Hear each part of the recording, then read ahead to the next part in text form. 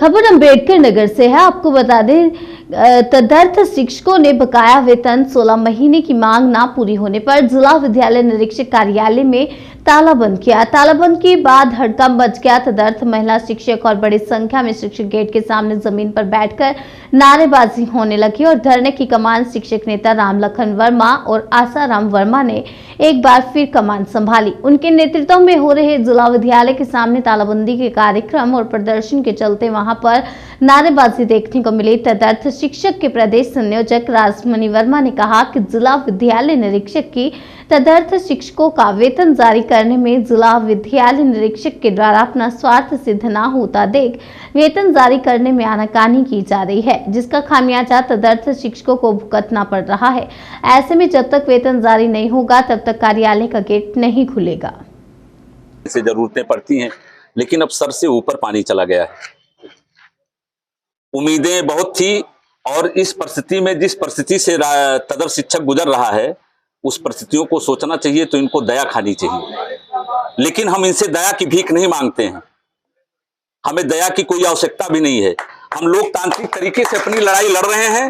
अगर ये लोकतांत्रिक तरीके से हमारा वेतन नहीं निर्गत करेंगे तो डीआईओएस महोदय कान खोल करके सुन लें, यहाँ का कोई तदर्थ कमजोर नहीं है, इनसे निपटने भर को सक्षम है और इनसे निपटना भी पड़ेगा। तो आज निपट करके जाया जाएगा। आज ही इनको वेतन हमारे खाते में इनको पहुंचाना पड़ेगा, चाहे जिस तरीके से, करो या मरो की तरह, करो या मरो। हम लोग तो उस दौर के आदमी हैं। हम लोगों को ये मौका नहीं मिला कि देश की आजादी के समय मेरा जन्म नहीं हुआ, नहीं तो आजाद और भगत सिंह की श्रेणी में नाम आता। मरने का कोई खौफ नहीं है और जीने का कोई शौक नहीं है। अब 18 महीने से जिनके बच्चों की फीस न जमा हो पाई हो, जिनके बुजुर्ग माँ बाप की दवा ना हो पाई हो, और खुद दवा, इसमें ऐसे 80% टीचर हैं जो बीपी और शुगर के पेशेंट हो गए हैं। लेकिन इस बदमाश डीआईओएस के कान में जू नहीं रहेंगी कि किन परिस्थितियों से गुजर रहे हैं। और जब ये निदेशालय में मिलने गया था हमारे अध्यापकों से तो बहुत मीठी मीठी बातें कर रहे थे। और डीआईओएस महोदय को मैं कान खोल करके सुन लें, हमारी बात यहां तक नहीं है, इनको गलतफहमी है। हमारी बात प्रदेश के मुखिया और प्रदेश का शिक्षा का सबसे बड़ा अधिकारी एसीएस साहब के कानों में है और एसीएस साहब को मैं धन्यवाद देना चाहता हूं। उन्होंने कहा कि इतना मामला हमारा उलझा दिया गया था, उसको सुलझाते सुलझाते इतना समय लगा, और वो पूरी तरीके से तदर्थों के प्रति मेहरबान है। और डीआईओएस साहब को इसको खामियाजा अम्बेडकर नगर डीआईओएस को भुगतना पड़ेगा, ये कान खोल करके सुन लें।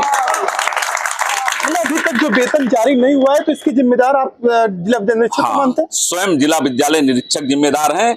ये बता नहीं रहे हमारे साथियों को। ये डायरेक्टर से बात भी करने गए थे। डायरेक्टर ने इनको स्पष्ट रूप से कहा कि जा करके वेतन सबका रिलीज कर दो, अगर कोई बात होती है तो उसकी सारी जिम्मेदारी तुम्हारी होगी। इनको डायरेक्टर ने भी कह दिया। ये और सुल्तानपुर के दोनों डीआईओएस गए थे, यहां तक मुझको खबर है। और यहां का तदर्थ सीधे एसीएस साहब से जुड़ा हुआ है।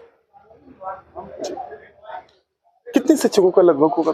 लगभग 201 लोग हैं। अभी 5 शिक्षकों का मालीपुर विद्यालय से वेतन न मिलने की बात शनिवार को आ रही थी। वहां प्रबंधक की कुछ क्या मामला था?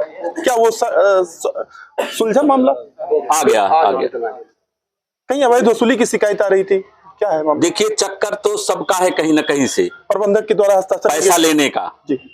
लेकिन सूत्र ये बताते हैं कि लंबी रकम देकर उन 5 शिक्षकों ये जान रहे थे कभी भी इतनी लंबी बकाया धनराशि एरियर के रूप में आती है। ये पहली बार प्रदेश में हुआ।